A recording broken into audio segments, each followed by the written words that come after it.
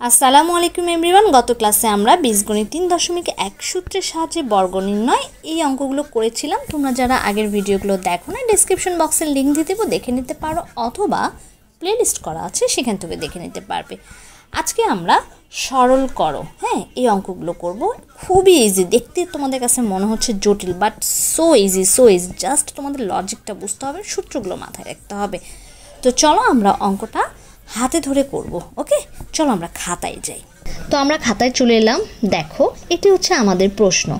এই ধরনের অঙ্কগুলো যখন আমরা করব তখন আমাদেরকে কিন্তু এ এক্স ওয়াই এম এন এগুলো ধরে অঙ্ক করতে হবে। ওকে, তাহলে এখানে আমাদের পি কিউ আর আছে। তোমরা চাইলে এটাকে এক্স এটাকে ওয়াই ধরতে পারো। তো আমি এখানে এ বি ধরে করছি, এ বি ধরে করলে সুবিধা হবে।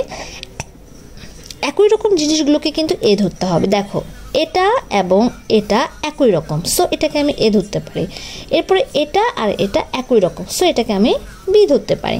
তাহলে দেখো, a square two a b plus b square, that means এটা সূত্র পড়ে যাচ্ছে।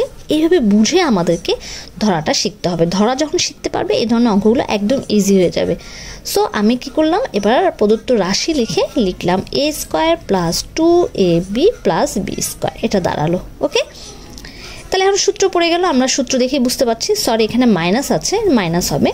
সূত্র দেখে আমরা বুঝতে পারছি এটা হচ্ছে এ মাইনাস বি হোল স্কোয়ার সূত্র। ওকে, বসালাম। এখন আমরা কি করব, মান বসিয়ে দেব। দেখো, এর মান কত, এটা তো যার যে মান সেই মানটা আমরা হচ্ছে এখন বসিয়ে দেব, -5r। ওকে, এরপরে মাইনাস আছে। দেখো, এখানে কিন্তু খেলা সব সময় খুব মনোযোগ দিয়ে অঙ্ক করবে। এই যে এই ধরনের অঙ্কগুলো যখন করবে, কারণ যখন মাইনাস থাকে তখন ভিতরের চিহ্নগুলো সব চেঞ্জ হয়ে যায়। সো আমি আমার প্রথম এর মানটা বসালাম, বসার পরে এবার আমার মেন চিহ্ন মাইনাস বসালাম। আমরা কি জানি, মাইনাস যখন বসবে মাইনাস পরে যতগুলো চিহ্ন আছে সব চেঞ্জ হয়ে যাবে। সো বি এর মান কিন্তু এটা, আমরা 8p বসালাম। এখন কি আর মাইনাস বসাতে পারবো না, তাহলে চিহ্ন চেঞ্জ হবে। মাইনাস থাকলে প্লাস হয়ে যায় 4q, অ্যান্ড দ্যাট মাইনাস আবার প্লাস হয়ে গিয়ে 5r। ওকে, এবার আসো আমরা যোগ বিয়োগ করি।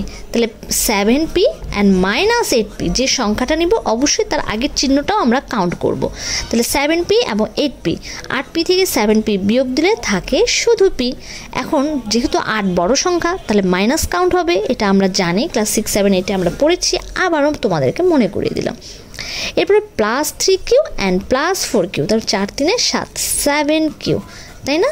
অ্যান্ড -5r প্লাস 5r, এটা হচ্ছে কেটে গেল, থাকলো কি হোল স্কোয়ার। এই হোল স্কোয়ার কিন্তু ভুলেও বাদ দেওয়া যাবে না।